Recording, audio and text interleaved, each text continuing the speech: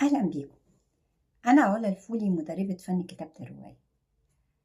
الحقيقة آه، دي الحلقة الثالثة من برنامج روايات لا تنسى، وأنا ده سعيدة جدا بيها لأنها حلقات عجباني عن المجال اللي أنا بحبه وبشتغل وبدرب فيه، وحابة إن أنا أنقل لكم انطباعاتي عن الروايات اللي أنا بحبها. من أكتر الروايات اللي بحبها نوعية ناعمة من الروايات، رومانسية. أنا في رأيي إن الرواية لازم تكون ممتعة، ده ما يمنعش خالص إنها تقدم قضية مهمة، أو إنها تنقل الواقع، أو إنها تنتقد حاجة معينة، أو إنها يبقى لها هدف. لكن الأهم حاجة إن هي تمتع الكاتب وهو بيكتب، وتمتع القارئ وهو بيقرأ. لأن الفن والأدب والروايات لازم يبقى فيها جمال، يبقى فيها رقة، يبقى فيها أحوال ناعمة جميلة. الرواية اللي احنا هنناقشها النهاردة فيها كل ده. الرواية الأسود يليق بك للكاتبة الجزائرية أحلام مستغني، يا رب أكون أنا نطقت اسمها صح. الرواية دي من الروايات الجميلة أوي. أنا الحقيقة قريت لها ذاكرة الجسد كمان، بس ما قريتش حاجات تانية يعني، لكن لغتها جميلة.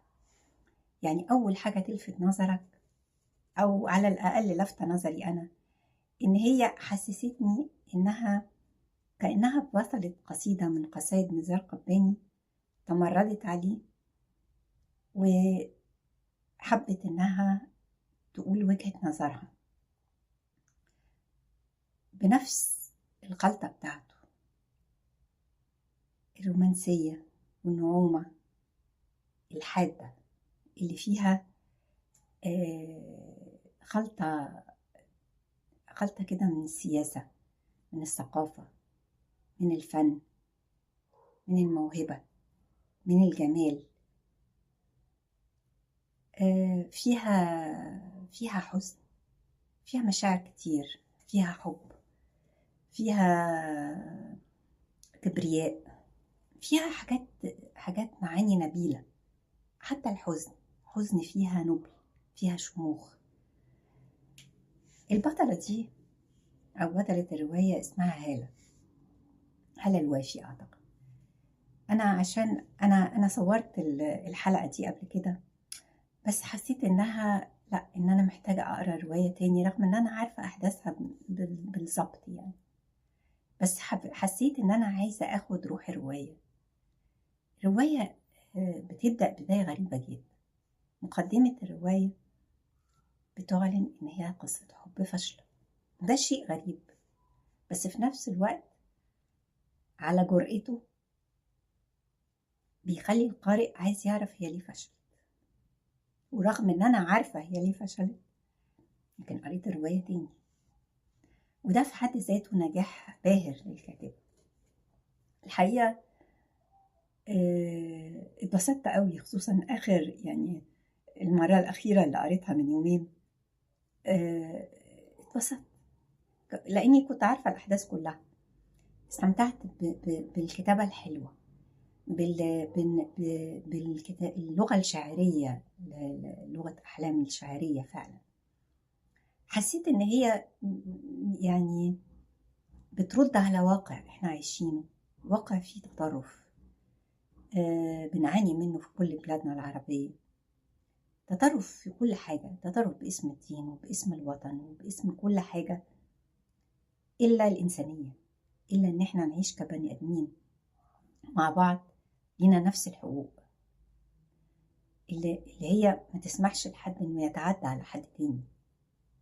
هي دي كأنها الرواية، كأنها صرخة بتقول ليه واحد يقتل واحد تاني ما عملوش حاجة؟ ليه واحد يتصرف كأنه ربنا يقدر يحكم على الناس بدون أي ذنب لمجرد إنهم مختلفين معاه أو مش عاجبينه.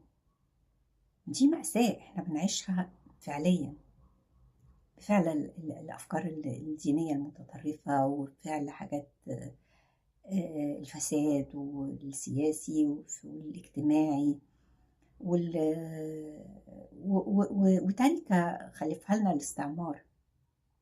والغريب إن كتير جدا مننا، خصوصا يعني في الدول اللي هي يعني نقدر نقول ما هيش غنية، يعني فقيرة، زي مصر والجزائر وتونس والمغرب، اللي هي مش بترولية. يعني الناس بتروح للقارة اللي هي الأوروبية اللي هي أساسا استعمرتها، وهو ده التركة اللي سابتها لنا. عموما احنا خلينا نرجع للرواية. الرواية البطلة فيها مغنية، وبتسيب الجزائر بسبب موت أبوها وأخوها على إيد المتطرفين، وبتروح سوريا لأن مامتها سورية، وبتبتدي تنجح في سوريا في الغنى، وبتبقى عايشة إنسانة مستقلة، وبعدين بتحب. أنا مش عايزة طبعا أحرق لكم الرواية، لكن بتفضل العلاقة ما بين الشخصيتين اللي هما رئيسيتين، يعني هو وهي، زي ملعب بينج بونج كده، هي تاخد جولة وهو ياخد جولة، ونقدر نقول إن الشخص اللي هي بتحبه ده أو طلال الرجل الغامض. الغموض ده هو جزء من الحكاية. هي شابة في العشرينات وهو عنده 50، وبيعاملها كرجل أعمال، وبتبتدي الحكاية بيحاول يبهرها، لكن مش بينجح. ورغم إنه فعلا بيحبها، لكن مش كل حاجة بنحبها بنقدر عليها. وساعات كتير قوي بنحطم العلاقات الصادقة في حياتنا من غير ما ندرى إن إحنا بنفقد حاجة كبيرة قوي. لكن أنا طبعا مش هحرق لكم الرواية، لأن الرواية نهايتها جميلة جدا، وأحب إن انتوا تقروها بنفسكم. الشيء اللي أحب أعلق عليه في الرواية الأماكن. وصف الأماكن جميل جميل جميل، والتحرك في خلال الدول لطيف، والوصف في الطيارة، والوصف في الشوارع، ووصف حتى في وصف الغابة جميل برضو جدا. في تفاصيل، الرواية مليانة تفاصيل رقيقة رقيقة، فيها نعومة وفيها رقة، وحتى لما بيبقى فيها غضب بيبقى غضب راقي، غضب مش ما هياش مبتذل، في رقي. الحقيقة ده بيعجبني في الكتابات عموما، بس في نعومة الأنوثة، وفي شعرية زي بتحسسني كأن فيها، يعني كأنها لمسة اللي هو زي بالطريقة اللي كان بيكتب بيها يوسف السباعي الله يرحمه. كانت فيها نعومة كده، ونفس الجرأة اللي كان بيكتب بيها إحسان عبد القدوس، بس بأنوثة ورقة أكتر كتير، وبتفاصيل بتهم الست. وعشان كده هي يعني مش هقدر أقول إنها رواية يعني اللي هي التعبير السخيف اللي أنا شايفاه ملوش معنى، اللي هو كتابات المرأة أو الكتابة يعني أدب النساء، لأن مفيش أدب للنساء وأدب للرجال، في أدب للبني آدم. يعني في إنسان، ده منتج إنساني إحنا بنعيشه. كل واحد بيقدمه من وجهة نظره. وجهة نظره دي ما تعتبرش، ما هياش ضد حد ولا مع حد، لأن إحنا مش أضداد، إحنا متكاملين. وبالتالي الحياة لما بتبقى ما تستقيمش بشخص واحد. بالنسبة للزمن، الزمن لما بيرجع في الحقيقة عشان تقول لنا حكاية باباها وحكاية أخوها، بتبقى الحكاية حلوة قوي في الجزائر، ورغم الألم اللي هي فيه بيوصلك، بس ألم يعني في اللي هو الشجن اللي ما يجرحكش، بيلمس قلبك لكن ما بيجرحكش. وده يعني الحقيقة براعة جامدة قوي من الأستاذة أحلام مستغني.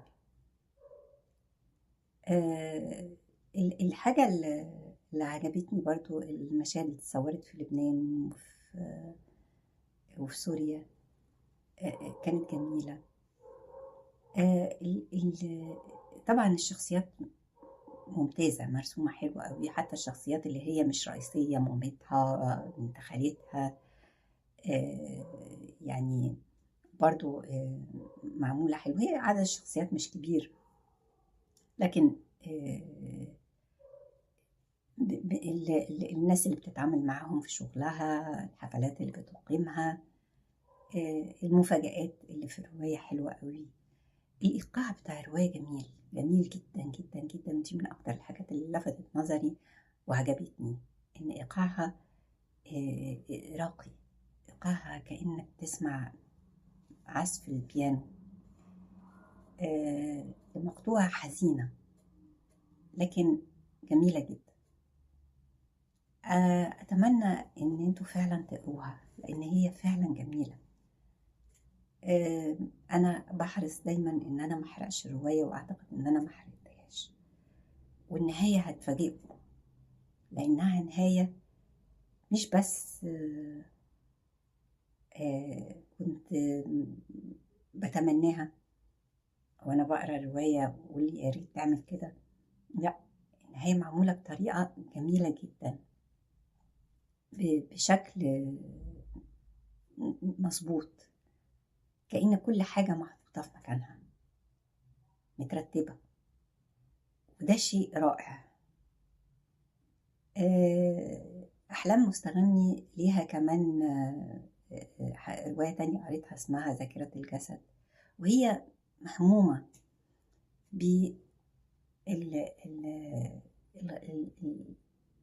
مأساة الوطن وحملاه جواها، بتكتب عنه.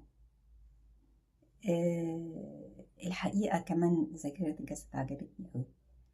الاتنين أرشحهم بقوة للقراءة، وأتمنى أني أكون قدمت الرواية بالشكل اللي يليق بيها وتعجبكم وتقروها، لأن هي فعلا تستحق القراءة. وألقاكم إن شاء الله على خير في حلقة تانية من روايات لا تنسى، ورواية جديدة إن شاء الله. أشكركم. علا الفل.